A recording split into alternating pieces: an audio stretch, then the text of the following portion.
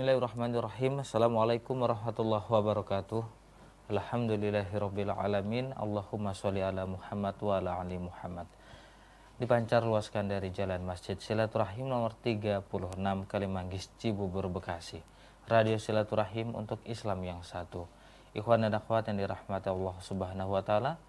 Bagaimana kabar Anda di sore hari ini? Senang sekali saya Abi Agus dapat berjumpa kembali dengan ikhwan dan akhwat dalam program Tausiah Sore, pembahasan Riyadhus Shalihin bersama Ustadz Ahmad Soleh. Baik, nah itu dia ikhwan dan akhwat. Jadi narasumber kita, saya sudah sapa tadi barusan Ustadz Ahmad Soleh. Baiklah ikhwan dan akhwat, mari bersama kita langsung saja mendengarkan pemaparan yang akan disampaikan oleh Ustadz Ahmad Soleh. Tafadhal Ustadz. Alhamdulillahi hamdan katsiran tayyiban mubarakan fih kama yuhibbu rabbuna wa yarda. Ashhadu an la ilaha illallah wahdahu la syarika lah wa ashhadu anna Muhammadan abduhu wa rasuluhu wa innahu la nabiyya ba'dah. Allahumma salli wa sallim wa barik ala habibikal karim Muhammadin wa ala alihi wa ashabihi wa man tabi'ahum bi ihsanin ila yaumiddin. Amma ba'd. Ikhwan dan akhwat pendengar radio Silaturahim serta Rasil Visual dimanapun berada, senang sekali saya bisa berjumpa kembali dengan ikhwan dan akhwat semuanya dalam rangka kita sama-sama mengkaji kitab Riyadhus Shalihin karya Syekh Al-Imam An-Nawawi, dan kita sekarang akan melanjutkan tentang adab-adab majlis dan adab terhadap kawan duduk. Masalah ini adalah masalah yang penting bagi kita dalam berinteraksi dengan sesama kita, maksudnya sesama ikhwah, sesama muslimin, dan juga kita bergaul dengan orang-orang yang berbeda agama sekalipun. Ya, Islam mengajarkan bagaimana kita harus membangun komunikasi, membangun sampai-sampai masalah duduk pun diajarkan, diisyaratkan sampai kepada kita ajarannya yang dinisbatkan kepada Rasulullah Muhammad sallallahu alaihi wasallam. Untuk tidak memperpanjang percakapan, mari kita langsung saja kita lanjutkan kepada hadis ke-10 dalam bab ini, atau hadis ke-834 di dalam kitab Riyadhus Shalihin. Tayyib.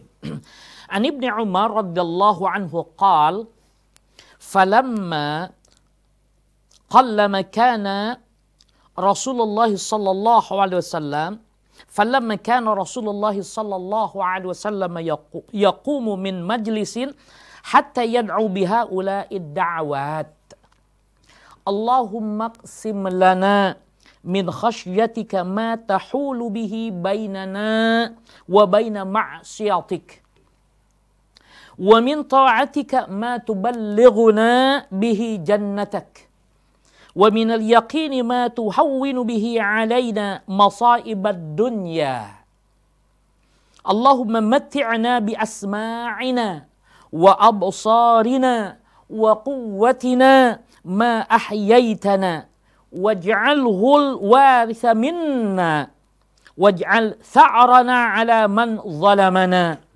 وانصرنا على من عادانا ولا تجعل مصيبتنا في ديننا ولا تجعل الدنيا أكبر همنا ولا مبلغ علمنا ولا تسلط علينا من لا يرحمنا. رواه الترمذي وقال حديث حسن. Yang artinya kurang lebih, tidaklah Rasulullah sallallahu alaihi wasallam berdiri meninggalkan suatu majlis sebelum beliau berdoa dengan doa-doa ini. Allahumma ya Allah, aqsim lana min khasyatika ma tahulu bihi bainana wa baina ma'siyatik. Bagikanlah kepada kami rasa takut kepadamu yang menghalangi kami untuk bermaksiat kepadamu. Jadi rasa takut kepada Allah itu pun diajarkan untuk diminta. Ini menarik sekali. Ya. Jadi Rasul meminta kepada Allah, memohon kepada Allah agar diberikan rasa takut kepada Allah, yang dengan rasa takut itu kemudian beliau dan juga kita sebagai umatnya yang mengikuti dan membaca doa ini sehingga kita tidak lagi maksiat kepada Allah. Dengan apa tadi? Rasa takut. Anugerahilah kami ketaatan kepadamu yang mengantarkan kami ke surgamu. Ya, jadi menarik sekali. Wa min ta'atika ma tuballighuna bihi jannatak. Jadi kita pun diajarkan oleh Rasul pun senantiasa membaca dalam riwayat ini apabila bangkit dari majlis, sebelum bangkit dari majlis doanya ini. Memohon ketakutan kepada Allah, ya, mohon rasa takut kepada Allah yang dengan rasa takut kepada Allah itu beliau sallallahu alaihi wasallam dijauhkan dari maksiat kepadanya, maksiat kepada Allah. Kemudian yang kedua beliau meminta ketaatan yang mengantarkan kepada surganya Allah Subhanahu wa taala. Wa minal yaqini ma tuhawwinu bihi 'alaina masaibad dunya. Kemudian dan anugerahkanlah kepada kami, kata Nabi sallallahu alaihi wasallam, keyakinan yang meringankan kami dalam menghadapi bencana-bencana di dunia ini. Karena ada orang diberikan musibah, dia tidak sanggup menghadapinya. Dia tidak yakin kepada pertolongan Allah. Dia tidak yakin bahwa Allah akan menolongnya, akan meringankannya. Maka tidak sedikit kemudian mereka mengakhiri hidupnya gara-gara berhadapan dengan masalah, berhadapan dengan ujian-ujian yang ada di dunia. Maka kemudian Rasulullah SAW mengajarkan kepada kita agar kita meminta kepada Allah satu keyakinan, yang dengan keyakinan itu kita dapat meringankan, ya, dalam menghadapi bencana-bencana di dunia ini. Kemudian, ya Allah, berikanlah nikmat kepada kami dengan pendengaran, penglihatan, dan kekuatan kami selama Engkau menghidupkan kami, dan jadikanlah semua itu sebagai pewaris kami, maksudnya tetap sehat hingga meninggal. Jadikanlah pembalasan kami tertuju kepada orang yang menzolimi kami. Berilah kami pertolongan terhadap orang yang memusuhi kami, dan janganlah dijadikan bencana kami ini menimpa agama kami. Janganlah Engkau menjadikan dunia ini sebagai perhatian terbesar kami.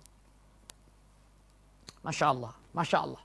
Bagaimana Rasul menjadikan doa ini, mengajarkan kepada kita agar kita tidak menjadikan dunia itu adalah, kenikmatan dunia itu menjadi tujuan yang paling besar. Yang kemudian Nabi katakan, wala taj'alid dunya akbaru hammina. Ya, maka oleh sebab itu di dalam satu statement yang lain, maka dinyatakan bahwa kita kemudian dilalaikan di dalam salah satu ayat, kita dilalaikan oleh masalah-masalah dia. Batu firuna di dalam bahwa kita kemudian begitu dilupakan, begitu berbekas kehidupan dunia, hayatan dunia itu, kehidupan dunia itu. Ya, nah maka kemudian Rasulullah SAW mengajarkan sebelum bangkit dari majlis ini agar kita berdoa kepada Allah dengan doa Allahumma atau wala taj'al akbar wala taj'alid dunya akbaru hammina. Jadi kita mohon kepada Allah agar Allah menjadikan kita tidak menjadikan dunia itu sebagai sebesar-besar tujuan. Ya, Masya Allah, la hawla wala quwata illa billah. Atau puncak pengetahuan kami. Jadi masalah dunia tidak hanya menjadi perhatian terbesar, tapi juga jangan menjadikan bahwa masalah dunia itu hanya puncak pengetahuannya saja. Dan jangan Engkau memberikan kekuasaan untuk memerintah kami kepada orang yang tidak belas kasihan kepada kami. Jadi kita memohon kepada Allah agar Allah, itulah sebabnya kenapa kemudian kita mendukung orang-orang yang beriman yang akan memimpin manusia. Karena doa ini menunjukkan seperti itu, ya. Karena kalau orang-orang kafir dikhawatirkan di antara kita, di antara manusia tidak mampu menghadapi cobaan-cobaan atau ujian-ujiannya. Nah, dari itu, dari hadis ini dapat kita lihat beberapa hal. Di antara yang pertama sebagai mutiaranya, anjuran berdoa secara mutlak. Termasuk ketika bangun dari majelis untuk meminta kebaikan dunia dan akhirat. Karena doa adalah intisari ibadah yang membentuk manusia dengan watak ubudiyah kepada Allah dan kesadaran akan kebutuhan terhadapnya.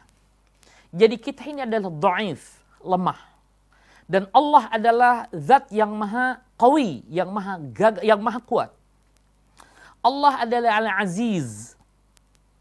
Allah adalah al-azim. Maka kemudian wajar bagi kita dan seharusnya merupakan sebuah keniscayaan agar kita senantiasa memohon dan berdoa kepada Allah. Ud'uni astajib lakum, kata Allah di dalam Al-Quran. Mohonlah kalian kepadaku. Dan kemudian kita menjadikan Allah satu-satunya tempat bergantung, tempat memohon, tempat meminta. Ya, maka keyakinan itu akan tumbuh.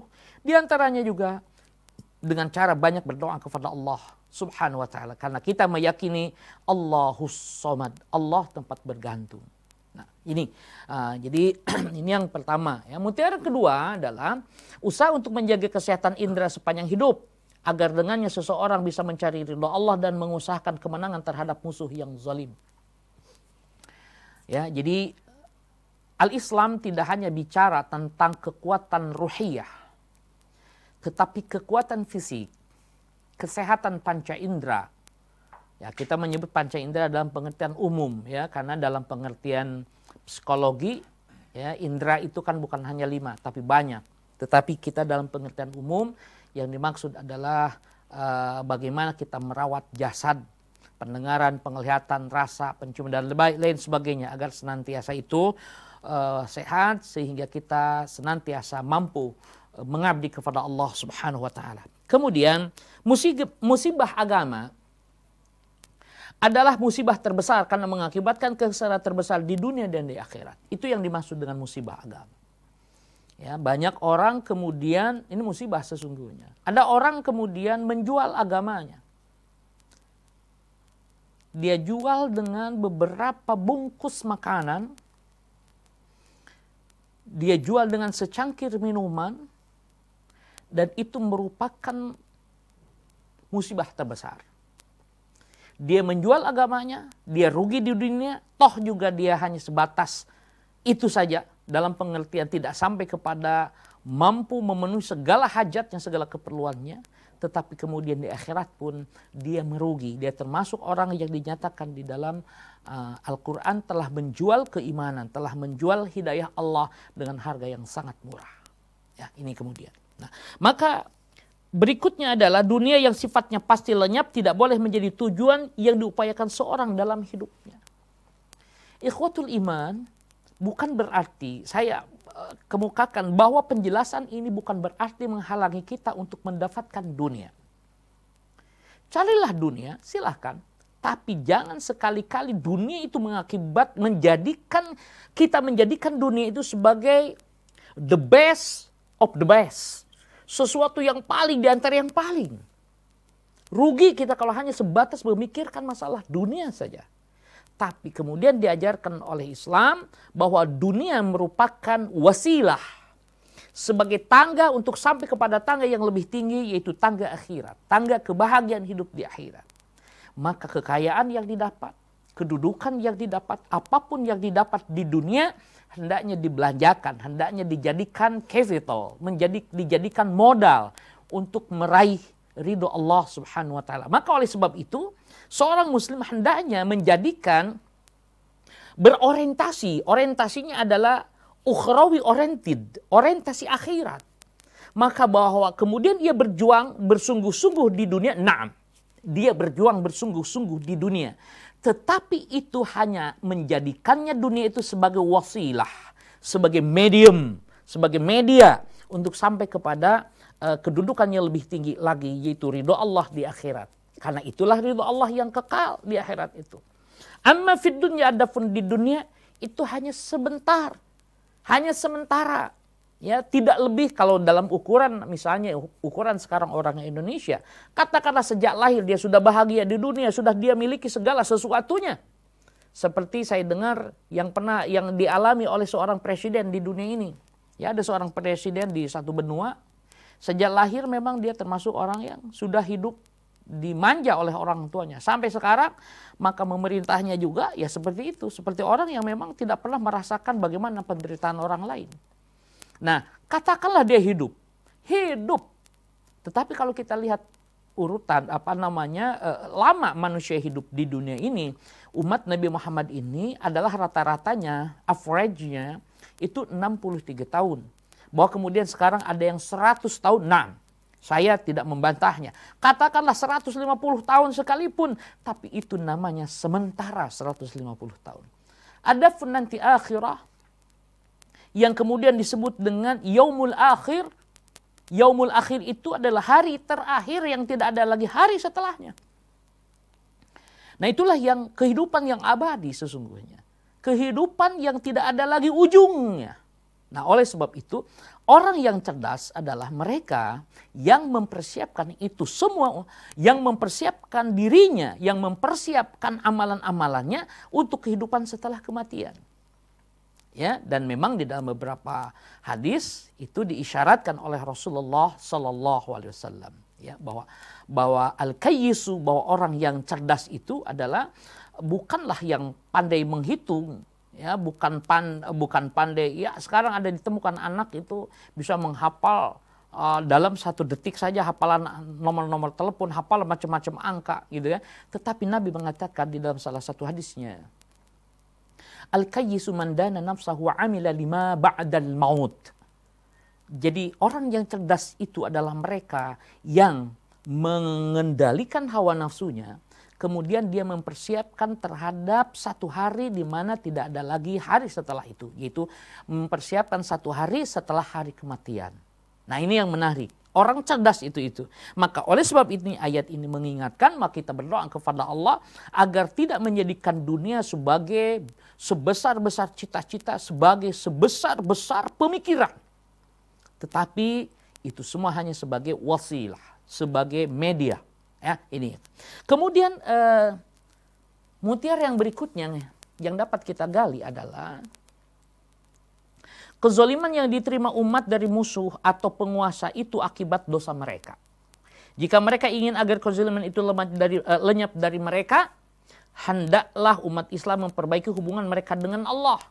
Niscaya Allah akan menjaga mereka daripada musuh dan penguasa dengan kekuasaannya. Ini menarik sekali.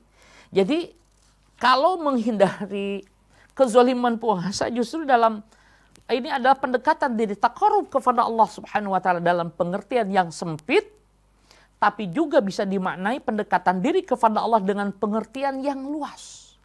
Jika pendekatan diri kepada Allah dengan pengertian yang sempit, maksudnya adalah mendekatkan diri kepada Allah dengan pendekatan ibadah mahdoh. Tapi pengertian yang lebih luas adalah mendekatkan diri kepada Allah dalam pengertian luas adalah kita mendekatkan diri kepada Allah dengan melaksanakan segala amr yang Allah perintahkan, segala perintahnya, dan menjauhi segala larangannya, bukan hanya dalam masalah-masalah ibadah mahdoh, tetapi juga dalam masalah-masalah kehidupan lain yang ditujukan oleh Allah di dalam Al-Quran, atau di dalam hadis Qudsi, atau di dalam hadis-hadis Nabi Muhammad Sallallahu Alaihi Wasallam. Itu yang saya maksudkan dengan pendekatan diri kepada Allah secara luas. Karena itu semua kita bekerja, itu adalah upaya pendekatan diri. Di mana disebut pendekatan diri? Ada orang bekerja, satu, dia jujur, amanah, sesuai dengan kontraknya. Apa yang jadi pertama, dari sisi pekerjaannya adalah halal menurut syariat. Yang kedua, cara dia bekerja juga sesuai dengan syariat. Ini yang dimaksudkan sama dengan pendekatan diri kepada Allah Subhanahu wa taala. Karena ada orang yang bekerja dengan pekerjaan yang diharamkan oleh Allah, itu jelas dia menjauh dari Allah. Atau dia bekerja di tempat yang halal, menurut syariat itu halal, tapi kemudian dia bekerja dengan pekerjaan yang tidak halal, pekerjaan yang tidak bertanggung jawab, bekerja dengan tidak sesuai dengan kontraknya. Ya, banyak sekali saya kira fakta-fakta. Saya mendengar ada sebuah jabatan, tidak saya sebutkan. Jadi posisi ini, ya, posisi jabatan ini, dia membuat laporan itu, satu laporan bisa memiliki kopi 4 tetapi isinya bisa berbeda. Satu untuk bosnya, satu untuk tim auditor, satu untuk kada wa kada, satu untuk kada wa kada. Ini sulit bagi kita untuk bisa menerimanya. Bahwa kemudian itu adalah sebuah taktik, sebuah strategis, ya bisa saja. Tetapi bagi saya sulit untuk memahaminya, ya.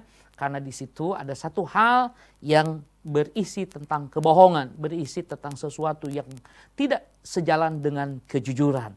Nah, maka sekali lagi ini yang harus kita lihat. Jadi kalau ada orang bekerja di tempat yang dihalalkan oleh Allah, dia jujur dan amanah, tapi juga kemudian ada orang yang bekerja di tempat yang halal, tapi dia bekerja tidak jujur dan tidak amanah.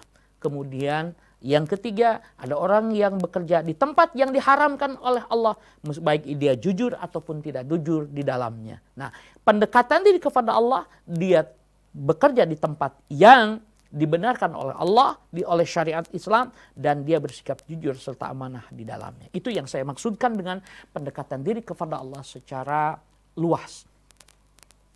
Ini hadis yang ke-10 di dalam bab ini, ada 5 mutiara. Kemudian hadis berikutnya, An Abi Hurairah radhiyallahu anhu qala Rasulullah sallallahu alaihi wasallam, ma min qaumin yaqumuna min majlisin la yadhkurullaha ta'ala fihi illa qamu an mithli jifati himarin wa kana lahum hasrah. Rawahu Abu Dawud bi isnadin sahih. Tiada suatu kaum yaqumuna, mereka berdiri, ya, meninggalkan suatu majlis, la yadhkurullaha ta'ala fihi, dia tidak berzikir kepada Allah di dalam majlis tadi, ya, seketika ketika dia mau meninggalkan itu, illa qamu, kecuali mereka berdiri, an misli jifatin himarin wa kana lahum hasrah. Jadi mereka seperti bagai bangkai keledai, dan mereka semuanya memperoleh penyesalan. Tentu ini perlu penjelasan, ya, perlu penjelasan. Nah, nanti kita akan lihat bagaimana mutiara yang dapat kita lihat dari hadis ini.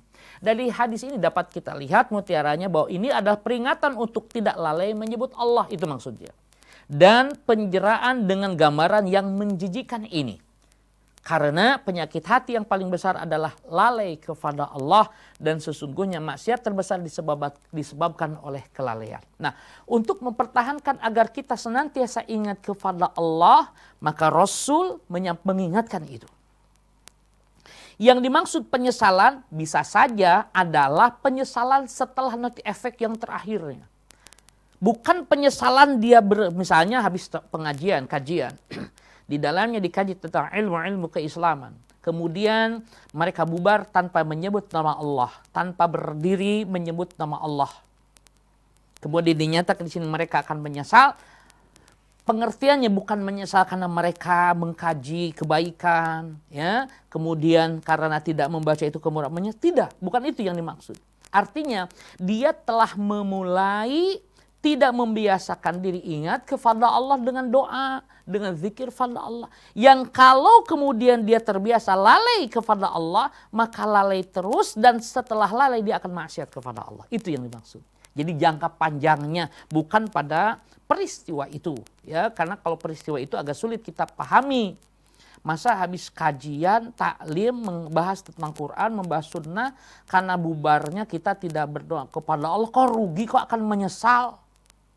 Maka yang dimaksud akan menyesal itu karena nanti dia kemudian akan terus lalai kepada Allah, lalai, sehingga lalai itu menjadi sebuah kebiasaan. Kalau sudah lalai kepada Allah menjadi sebuah kebiasaan, maka menjadi sebuah maksiat nantinya. Ya, ini. Kemudian satu hadis lagi, ya, an Abi Hurairah radhiyallahu anin Nabi SAW qala ma jalasa qaumun majlisan lam yadhkurullaha ta'ala fihi wa lam yusallu ala nabiyyihim fihi illa kana alaihim tirah fa in syaa 'adzabahum wa in syaa ghafara lahum. Rawahu Tirmidzi wa qala hadisun hasan. Ma jalasa tidaklah duduk qaumun suatu kaum. Bisa jadi pengertiannya tidaklah duduk ya kaum itu bisa jadi ya kaum di sini ya. Majlisan, tidaklah duduk suatu kaum di sebuah majlis lam yadhkurullaha ta'ala fihi, di mana di majlis itu tidak disebut nama Allah, walam yusallu ala nabiyyihim, dan tidak pula mereka bersolawat kepada nabi mereka fihi, di dalam majlis itu, illa kana alaihim tirah, ya, maka mereka pasti mendapatkan kerugian. Fa in syaa azabahum, apabila Allah menghendaki azabahum, Allah akan mengazab mereka. Wa in syaa ghafara lahum, apabila Allah menghendaki, Allah akan mengampuni mereka. Rawahu Tirmidzi wa qala hadisun hasan. Hadis ini riwayat Imam Tirmidzi, dan Imam At-Tirmidzi mengatakan hadis ini berstatus hasan, artinya bisa dijadikan hujjah. Namun kemudian ini juga perlu penjelasan. Ya, apa yang dimaksud? Gitu ya. Nah, dalam hadis ini dapat kita lihat mutiara-mutiaranya bahwa zikir kepada Allah dan sholawat kepada Nabi Muhammad SAW adalah kewajiban dalam majlis. Karena orang yang meninggalkannya akan menerima azab. Sebagian ulama menghukuminya sunnah, namun secara tekstual hadis tersebut menunjukkan bahwa amalan ini hukumnya wajib. Tapi saya ingin sampaikan, yang dimaksud majalasa qaumun majlisan lam yadhkurullah ta'ala fihi wa lam yusallu ala nabiyyihim fihi, maka bisa jadi bahwa mereka duduk itu membahas yang tidak ada hubungannya dengan din. Membahas dengan hal-hal yang tidak dijelaskan di dalam din. Ini biasa juga dipahami seperti itu. Artinya dia ngawur, mereka duduk cekakak cekikik membahas, misalnya mohon maaf, mulai membahas, mohon maaf sekali, satu contoh yang sering ditemukan. Katakanlah di sini kaumun itu katakanlah kaum lelaki ngumpul. Kemudian mulai membahas tentang tetangganya. Membahas tentang tetangganya mulai dari misalnya statusnya. Kenapa si Pulana kok begitu ya dengan suaminya kada sehingga dia harus banting tulang sendiri. Terus bahas macam-macam, maka kemudian jatuh kepada ghibah. Kemudian setelah itu kemudian muncul dalam hatinya satu niatan-niatan buruk, ya, maka ini yang kemudian dinyatakan fa in syaa 'adzabahum wa in syaa ghafara lahum, karena di dalamnya tidak disebut nama Allah, tidak membahas tentang syariat Allah, tidak membahas tentang ilmu-ilmu yang datang dari Allah, dan tidak pula mereka mengucapkan salawat atas Nabi Muhammad SAW. Maka saya memahami bahwa yang dimaksud ya tadi, biasa cekakak cekikik sambil memegang kartu, bicara berawal dari nama, membahas status tetangganya atau siapapun atau bintang apapun gitu kan, bahas terus berkepanjangan sampai bubar. Nah, ada di antara mereka kemudian punya niatan buruk ya kepada orang yang dibicarakan tadi. Tetapi juga ada yang kemudian mereka bertobat dari itu, sebuah istighfar, mohon ampun kepada Allah. Maka oleh sebab itu harus dipahami bahwa zikir kepada Allah dan salawat pada Nabi Muhammad SAW merupakan satu hal yang mesti dibaca, diucapkan, dikaji di dalam majelis tadi, karena paling tidak itu mengingatkan kepada orang tersebut. Tadi dihubungkan dengan hadis yang sebelumnya, ada rasa takut kepada Allah, ada keinginan taat kepada Allah. Takut kepada Allah sehingga ia tidak maksiat, dia menginginkan taat kepada Allah sehingga mengantarkannya kepada surga Allah tabaraka wa ta'ala. Ini saya kira sebagai pengantar pada kesempatan ini. Semoga Allah subhanahu wa ta'ala senantiasa menghidupkan zikir kepada Allah dalam dada kita, menghidupkan rasa takut kita kepada Allah sehingga kita tidak berani maksiat kepada Allah, menghidupkan kepada jasad kita, kepada hati kita, kepada pemikiran kita, kepada otak kita, kepada hati kita untuk senantiasa taat kepada Allah Subhanahu wa taala, yang dengan ketaatan itu sampai kepada ridha Allah berupa surganya Allah tabaraka wa taala. Demikian, wassallallahu ala nabiyyina Muhammadin walhamdulillahi rabbil alamin, wallahu a'lam bis-shawab.